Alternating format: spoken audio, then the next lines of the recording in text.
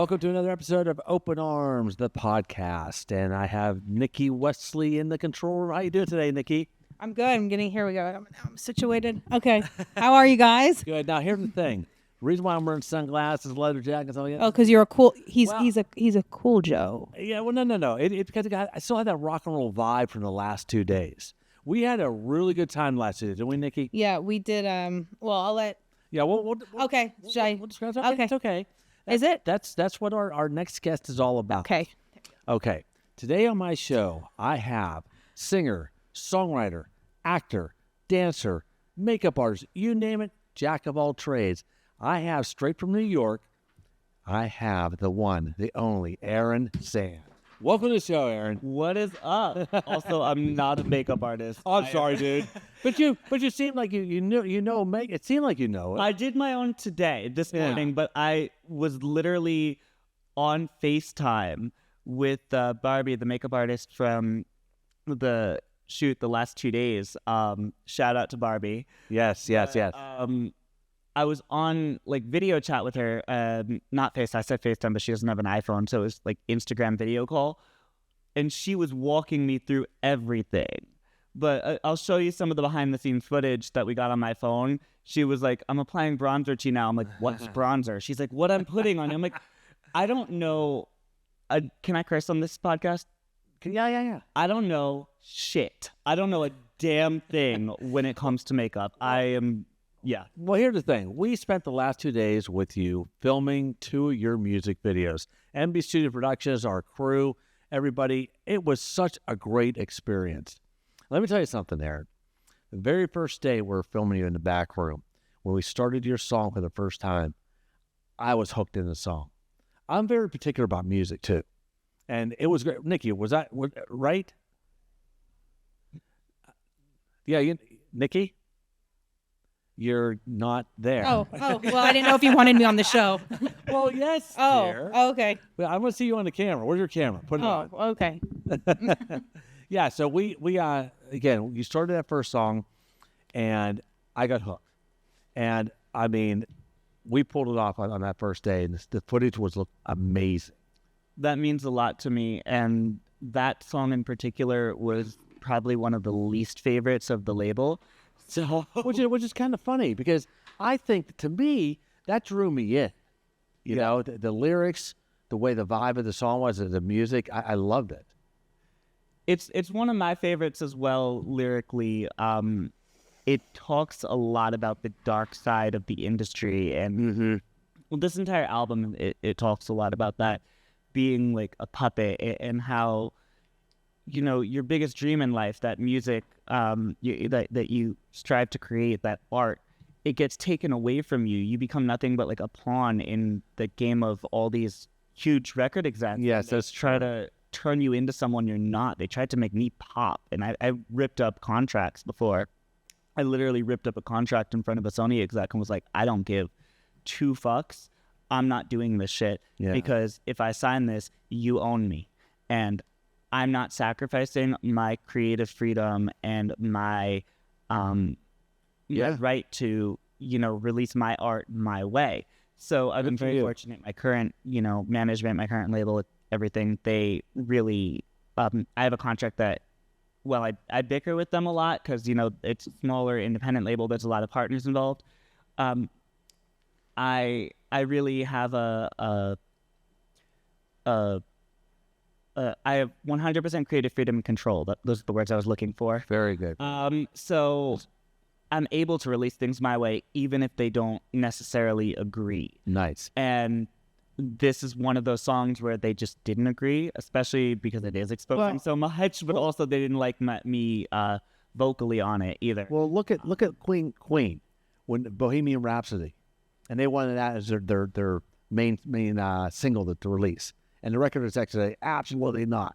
Yeah, they went around them and they did it, and look where they are today. You know what I mean? Exactly. You have to have creative control. You need to trust your gut. You have to. Your way. Believe me, I was there too. I had a signed record deal, and we got a lot of flack too from our label. Wanted us to change things up as well, you know, and we listened to them back in the day. Yeah, you know? We did. It's just because we were young kids back then. So Aaron, how long have you been doing this business? How long have you been doing music? I mean, I've been trying to make it since I was 4 years old. Oh, So wow.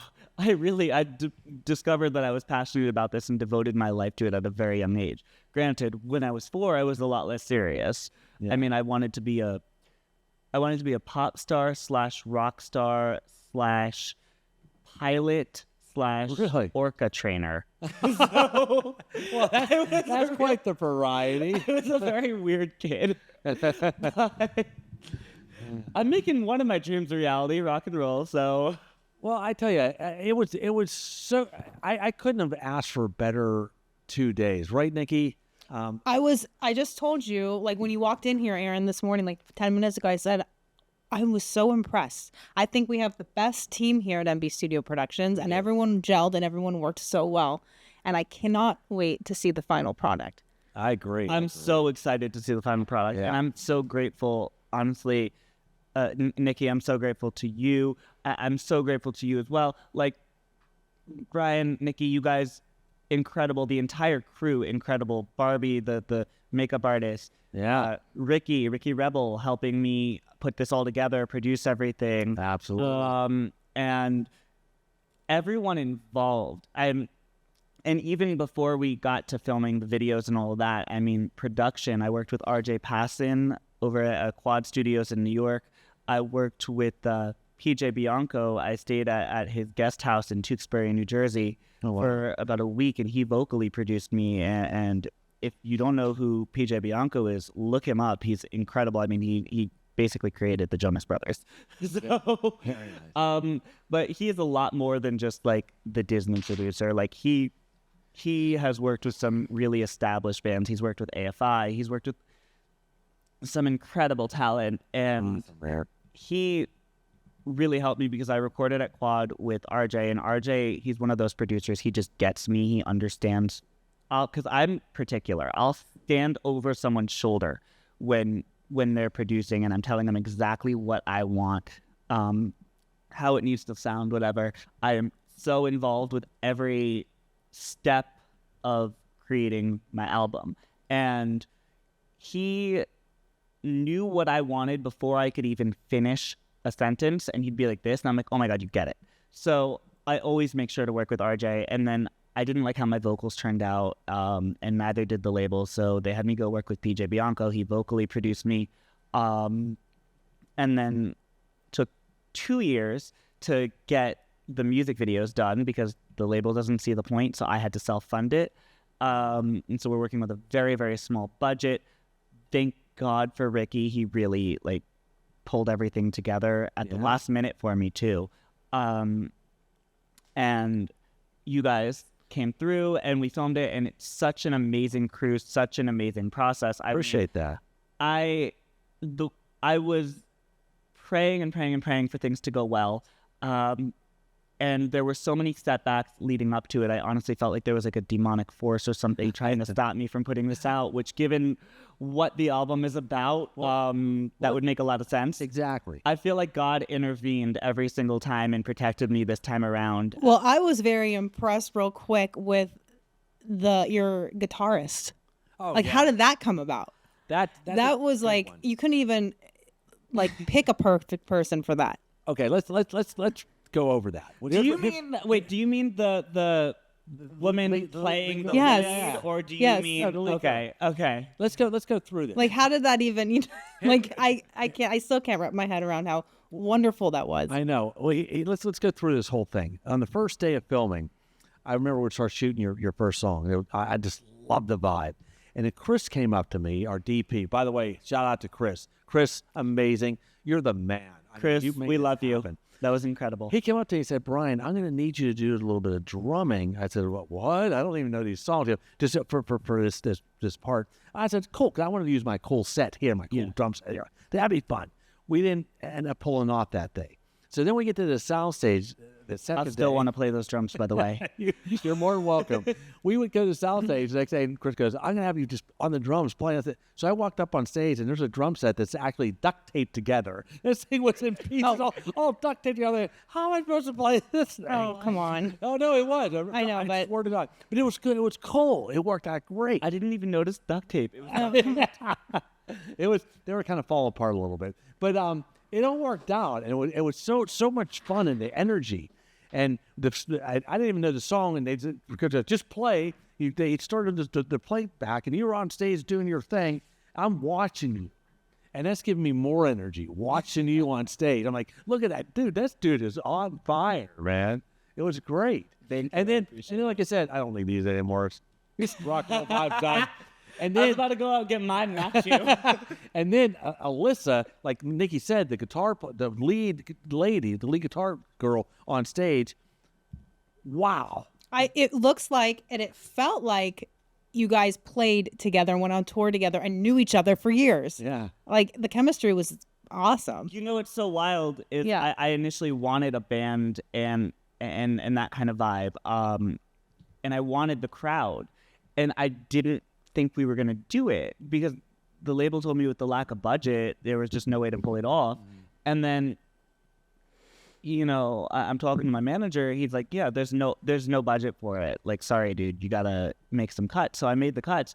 And then I come in and you guys bring it up. You're like, yeah, we can figure it out. We can improvise and make it happen. And you guys brought it up, not me. Yeah. And because I kind of accepted it's not going to happen.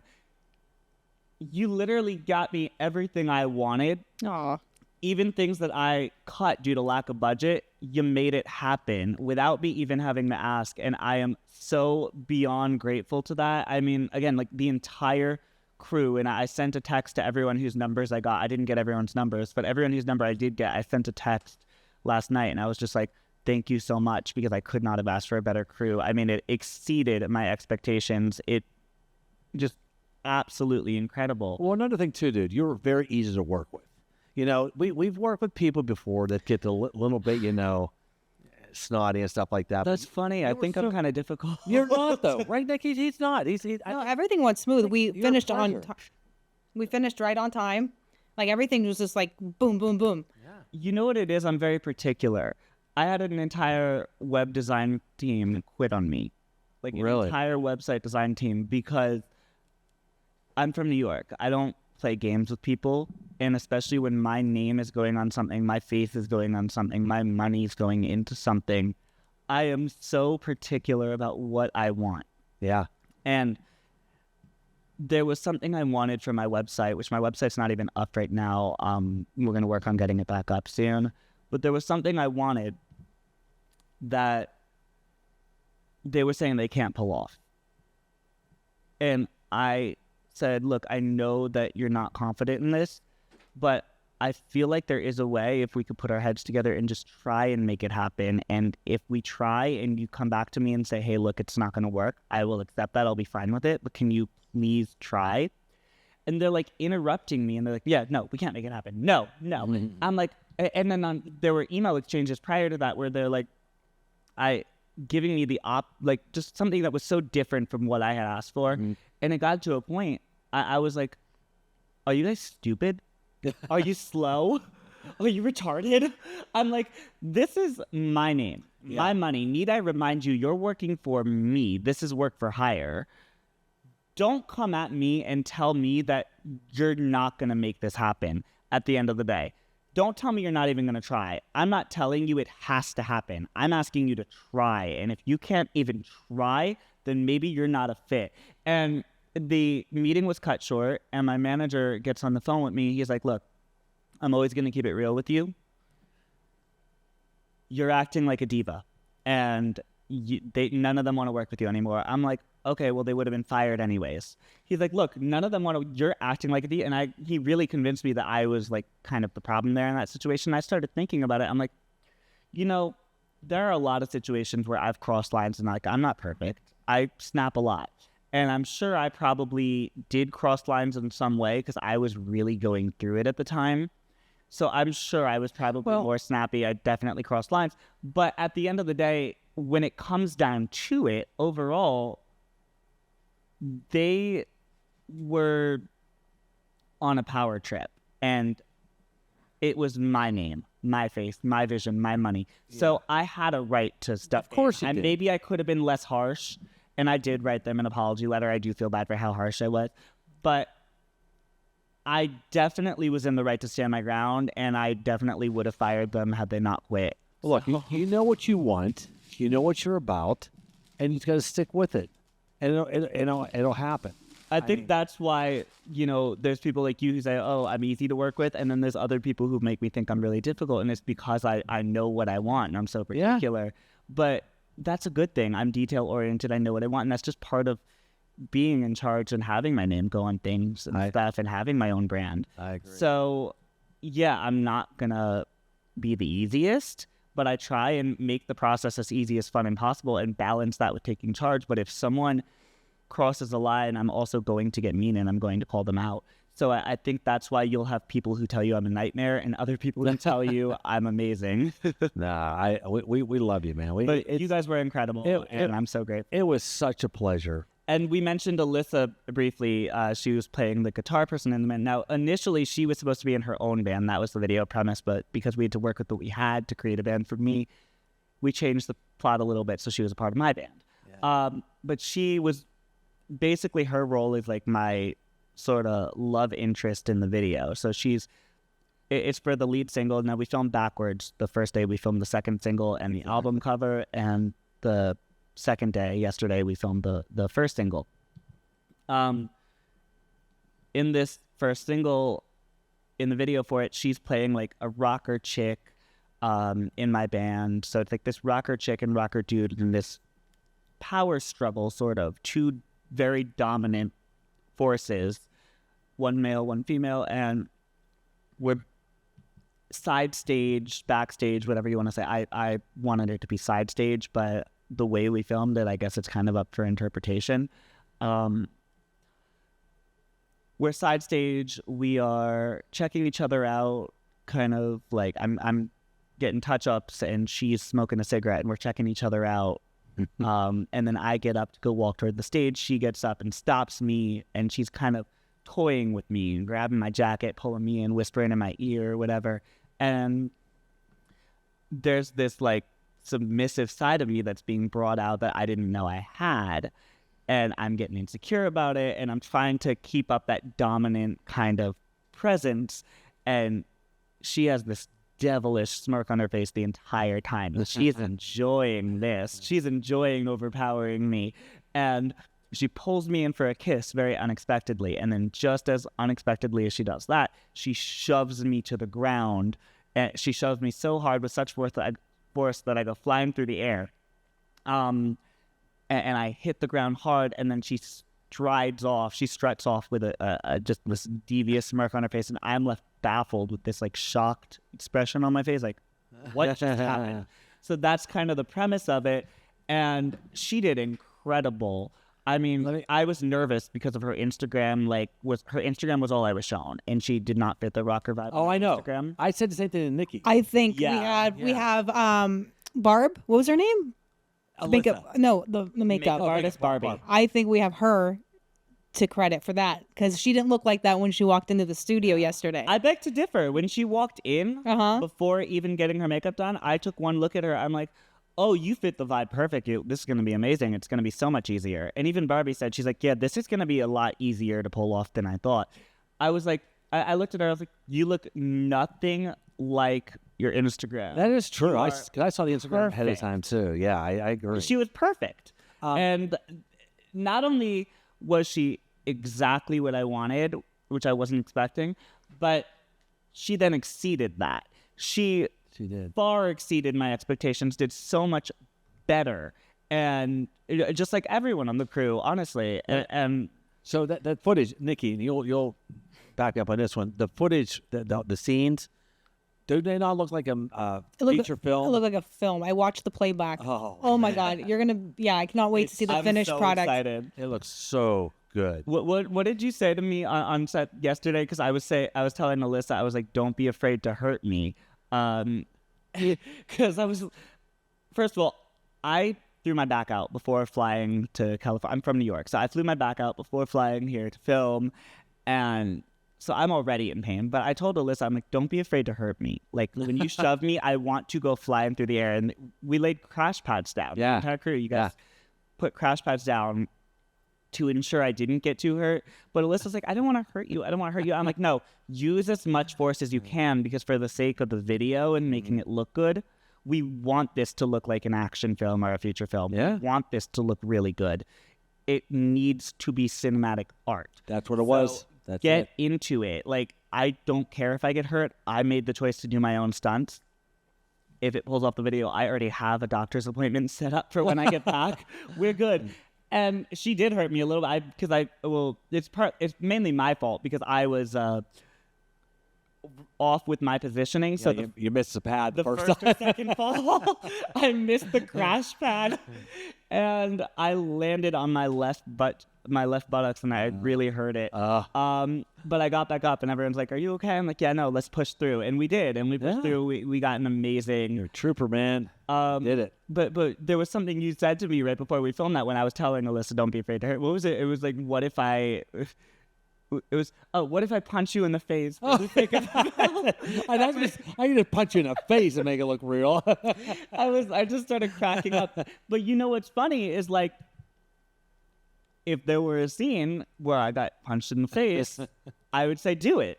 Nice. If it were a future film. Next video. But like, I would say do it, because it's that dedication to the art and making it look good. Yeah. There was this movie, I'm going to blank on the name. I think it was like Monster-in-Law or something, with Jennifer Lopez and Jane Fonda. Lord knows I've got my opinions on the two of them, but we're not going to get into that. Jennifer Lopez was in an interview talking in the promo for that movie about working with Jane Fonda, and how the scene where they were like slapping each other or whatever, and she was so worried about hurting Jane, and she was like, I'm so sorry, and Jane's like, no, go all in. That's how I aspire to be when I'm doing my art. Yeah. I admire that, because if you're filming something, you need to really get it across, make it look real. So you go all in. So when I'm filming when I was filming the video yesterday, I went all in. If I'm filming something else like that, I'm going to go all in. That's just how it is. And especially in today's day and age, it's so important, because everyone's kind of, both music and film right now, they suck ass. They are just fucking, they fucking suck. I know. There's no other way to say it. I'm trying to I agree. the words to say it. There's no, it's horrible. And I want to bring back, like with my album right now, I'm bringing back like this kind of early 2000s nostalgia, and then at the same time I'm bringing back this 80s rock and roll vibe. That says it right. That's the goal, and I want my music to really encompass that, and I want the videos even to encompass that. Absolutely. I want to create art. That is what I strive to create. So Now, it needs to say something. It needs to have a message in it. It needs to be good. None of this bubblegum pop, crazy auto-tuned fucking bullshit that talks about nothing but eating ass and sucking dick and whatever. I'm like, no. Can we just have some like real music? I want real music back. that's me too. And when you're in this industry, it's a responsibility. Mm-hmm. You know, I don't give two shits about the fame or whatever. I mean, I do, because every artist, I think, strives for that a little bit. But I'm an artist, first and foremost. Yeah. And the more I grow as an artist, the more I'm going to be like this, because when you're given that platform, it is a responsibility. I have something to say, and I'm going to convey that through my art. I'm putting out real stuff. That's right. Let me ask you this. Have you ever been, bullied about this or attacked about what you're doing or anything like that, or attacked about who you are in life? Oh, all the time. Since I was little to this current day, I get bullying. I get bullied every single day. I mean, it's to a point I had to limit my comments on social media. Really? Yeah. Hell, I don't even manage my own socials anymore. I'll go onto my social media and I'll make posts myself, but for the most part, I have a team that helps me manage it. Okay. I can't do it on my own because it's draining for your mental health. It's also time consuming as hell. But yeah, I still face shit to this day. And what I've kind of learned is they're miserable fucks. Don't let them. I'm holding in a burp right now. So I'm like trying not to burp on camera. So if I'm making a weird face, that's why. They're miserable fucks. And I look at bullies like I look at terrorists. Yeah. It's not the same, but it is the same in that sense of all they live for is to hurt others, drag others down. That is their only purpose. And well, I don't want to let them win. Exactly. Well, I liked the first day we met, and you asked me about what the Open Arms project, what I'm doing, stuff like that. I told you what it was. We had a show and a podcast about gun safety, about family values, the Second Amendment, and you said, "Well, I really support that." Yeah. And you support that in a way because it's something that we do have the rights to do. Now, obviously, you don't own a gun, correct? No, I would like to. But what I'm saying, though, but you do support what we're trying to do, trying to keep America safe, trying to keep, Second Amendment, proper for everybody. And I'd like that you had that, you just right away told me that. And that gave me a good vibe from you because, you're not one of these people who are just going to be like, sheltered and not want to speak his opinion because you're in this industry. Right. Now, I will say, by the way, I did... New York is very difficult to own a firearm. One of the hardest. I did at one point, and then there was like they have something called an ERFO, which is an extreme risk protection order. It's a whole thing, and like if you even suffer like the slightest mental health crisis, suddenly it's like they're way too strict. So I don't carry at the moment. I don't have a license at the moment. I want to get it. I want to carry again, and that is a goal of mine. I think I'm gonna have to move to another state to make it happen. Probably. But I'm fighting in New York. I'm trying. I think it expired this month, so I think I can again. I just have to go through the whole process again. That's all. Yeah. But yeah, it's.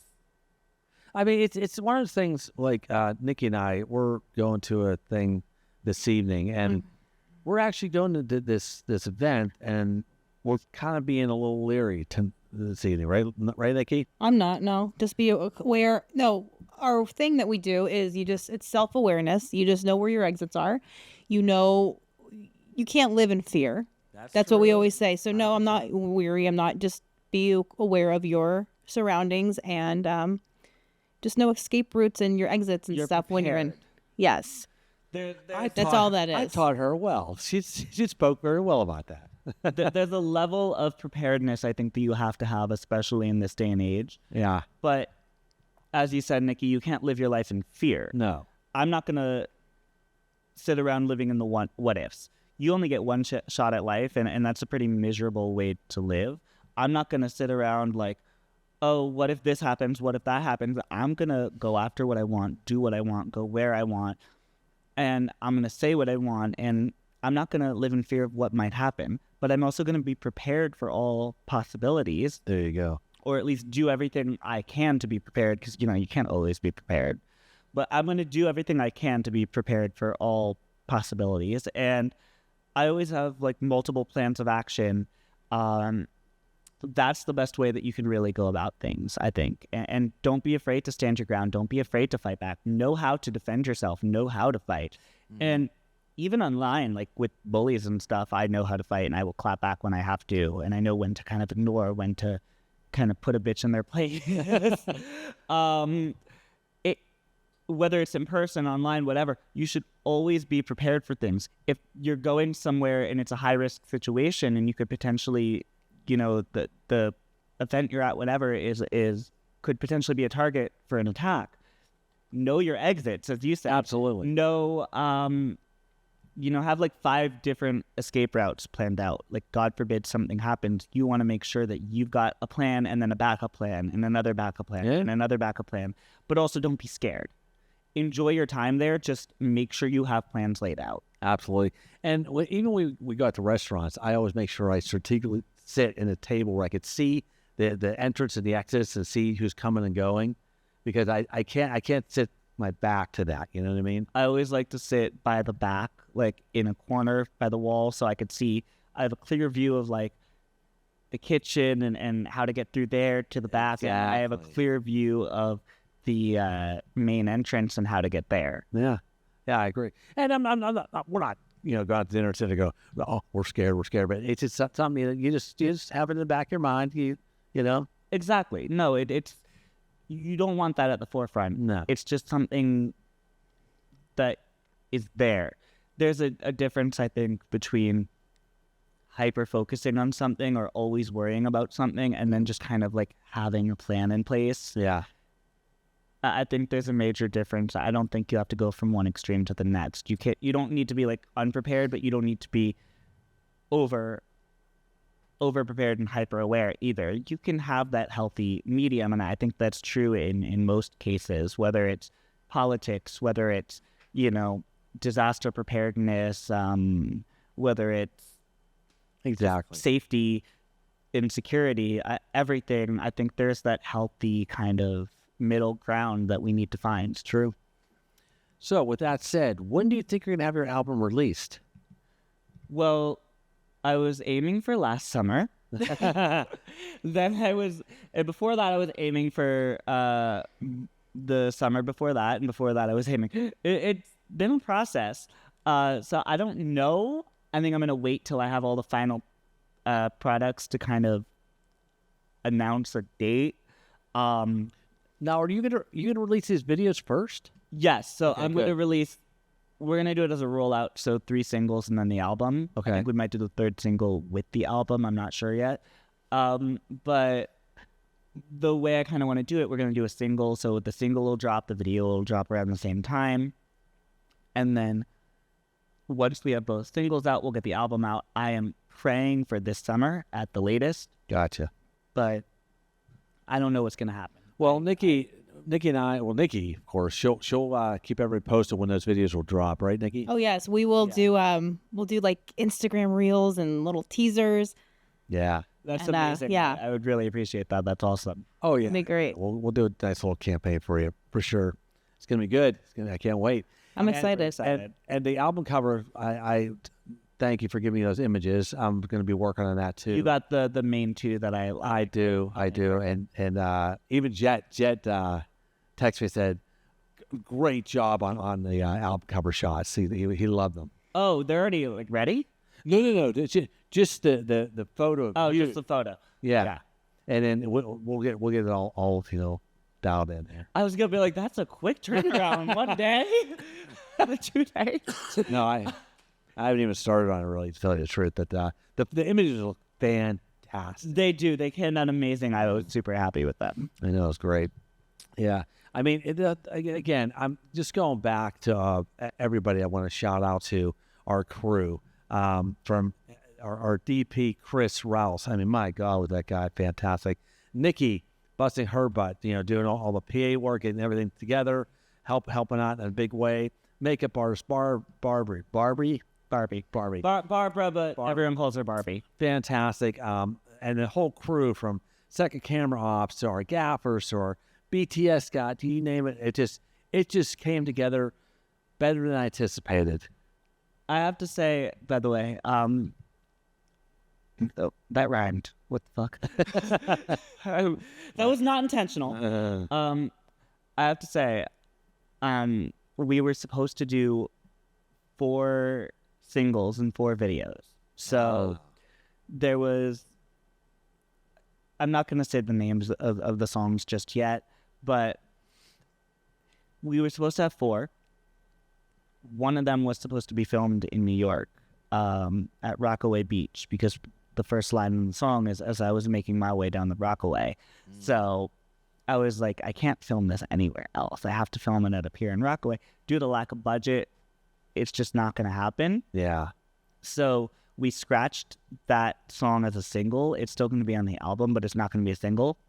And then I didn't want the outfit to go to waste because each piece for each outfit cost around $4,000. It was a lot. Really? Yeah.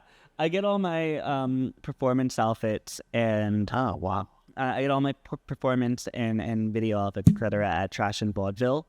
Shout out to Trash and Vaudeville. I fucking love you guys. East Village in New York. Absolutely incredible. I mean, they make outfits for some really huge names, like legendary in rock and roll. If you follow rock and roll, you know Trash and Vaudeville. But they're expensive because of who they are and what they make. Like what I'm making right now, I even got from Trash and what I'm wearing right now. Really? What I'm wearing right now, I even got. Let me stand up so everyone can see. I don't know. Yeah, I can see it. And the boots. Nice. Visible. There. Yeah. All of that. Trash and Vaudeville. Wow. So it's a lot. It's it's a lot of money. It adds up, and I didn't want the outfit to go to waste. So we incorporated that into the second video. So we actually wound up doing the wardrobe change, and we put both outfits into the second video. And then the fourth video is now the third video. The fourth single is now the third single. And that one, what we were going to do with it, we were going to kind of have a docu-series of behind-the-scenes footage. And then I kind of decided, this song, I really like it, and I think it has a lot of single potential. Everyone I play it for is like, that's a hit. That's your single. But I already kind of have my single picked out. So now we're just kind of, because I don't want to fully derail the plan that I had already put so much money into, I was like, let's get this as another single. So it was going to be the fourth single. Now it's going to be the third. And we were going to take that behind the scenes footage. And while I still want to kind of do that little behind the scenes docuseries, we're also going to take the footage from that, as well as footage from my, my Instagram, Snapchat stories, whatever. And we're going to compile all of that into its own music video. And that'll be the third video for what's now the third single. What was initially supposed to be the fourth single, fourth video. It's going to be the third. I tell you right now, I think the first video we filmed, the first song, again, you got to get that on the air. It takes a lot for me to start listening to a song and really liking it and really saying, that's good. And when we start playing that song that first day, like I said, I told you before, that is phenomenal. The lyrics, the way you just wrote it and the way you're performing it. I love it. Right, Nick? It was very catchy. Right, yeah, isn't it? Very catchy. It really is. Well, you know what I'm going to say is talk to my manager. I will. He's going to come over and I'm going to have a little sit down. Yeah. I'll tell him, look, buddy. Because and it's not him. Because I want to say credit to my manager. He's really gone to bat for me. I mean, the partners wanted to drop me so many times. Mm-hmm. So my manager is also like the CEO of the label. And due to the way that my contract is right now, I can't reveal where I'm signed. I am hoping eventually, but right now it's kind of done as a silent partnership just because they were so not displeased with me. Yeah. But they wanted to drop me multiple times. He really went to bat for me. He's a great guy. And I love him to death. He's like an older brother to me now at this point. And I keep saying to anyone who's like, we love the album and we love the music and we love even the ones you didn't pick to be singles, but also the singles. I'm like, and a lot of them are picking songs that the partners necessarily didn't necessarily like, So I'm like, tell this to my manager and really emphasize it because, maybe if the partners hear that, it'll change their perspective. But you got to remember, these are also people in suits. These partners, they're investors. They're a bunch of suits. They don't really know. They're thinking what's going to sell, what's going to... So they're going with what's popular now. and I'm trying to bring back a style, and I'm also trying to trendset, not follow trends. So it's created a kind of rift between myself and the partners. And I keep saying, just voice your opinion here, because maybe it'll change their perspective. Maybe it'll get them to invest more in me. Maybe it'll get them to give more of a push. I don't know. But it's worth a try. It's worth being outspoken. So I just tell my manager, and he'll tell the partners. And but the fact of the matter is, everyone loves it, and I really emphasized that as well. I was like, look, people are going to love this if I stick to me. I cannot do what I said to my manager, and I told him the partners, I'm like, I can't do what you're telling me to do. I can't. No. I cannot go by what's going to sell. I have to trust my gut here and go to what feels right for me. That's what's going to sell at the end of the day. I need to stay true to myself. Nobody stays true to themselves anymore. But this is what will really sell. You look at like the legendary people in the industry, they never listened to the labels. That's true. They did what was right to them. I know it. And we need to bring that back. So I'm doing what I know is going to sell, and everyone's loving it so far who's heard it. And I'm very, very, very confident that when you all hear it, you're going to love it. Yes. So I just keep saying, let them know. Like, anyone behind the scenes who's heard it already, if you love it, let them know, because maybe, just maybe, they'll push it more. Absolutely. You got to stick to your guns, and it's going to go somewhere, dude. Right now, they've put in a little bit, but because of the lack of confidence in me, I've put in a lot of it. Yeah, I'm taking that huge risk on myself. So let them know, because I would love for them to have that change of heart and be like, you know what, let's push this for him. I don't think they will at this point. So everyone behind the scenes needs to let them know. And I feel really bad right now because I'm not letting you get much of a word out. So let me let you talk. It's all good, dude. I mean, I do. I respect you for sticking to your guns. I respect you for your music you're writing, your performing. Nikki and I both really enjoyed having you here for the last couple of days. We're going to definitely push your song and stuff like that. Nikki's going to do a lot of social media, correct, Nikki? Oh yeah. Perfect. So we'll get that all taken care of. Thank you for coming on the show too as well. I do appreciate you coming here today. Thank you for having me. It was an honor. 100%. It's been great talking to you. It's been great working with you. Nikki, do you have any last questions for Aaron? I'm just so happy to meet you, and I'm so excited for to see the video. I'm excited for everybody to see the video. It's going to be great. I'm so excited. And I can't wait to film the next one, actually. I know. No, I was about to say that. I have to work with you guys again. This was incredible. We appreciate it. So we definitely have to work together again. 100%. 100%. Yeah. And if I could do the damn symbol. Rock and roll. All right, guys. Aaron, again, thank you for coming on the show. Nikki, first of all, Aaron, where can people find you? This sounds so conceited to say. Google me. I love saying that. Okay. I love saying Google me. I got a knowledge panel, so now I'm like very obsessed with that. I'm just like, Google Aaron Sand, AARONSAND, like you're walking on the beach. Or just go Instagram, Aaron Sand Official. Or even Snapchat, I think is Aaron Sand Official, or at Aaron_Sand or Sand_Aaron. I don't know. Just Aaron Sand Official. I will leave all your social media links below. Yeah. And YouTube is Aaron Sand, and Spotify, Apple Music, all of that, Aaron Sand. Okay. Sounds great. And Nikki, where can they find us? Well, you can find Open Arms on Instagram at openarms.tv, and follow our studio. Yes. MB Studio Productions on Instagram, and you can see a lot of behind the scenes images and videos of the music video we just worked on. You can find MB Studio Productions at MB Studio Productions on Instagram. Again, all the social media handles will be linked below. Perfect. Very nice. All right, Aaron, thank you again. And it's been a great show.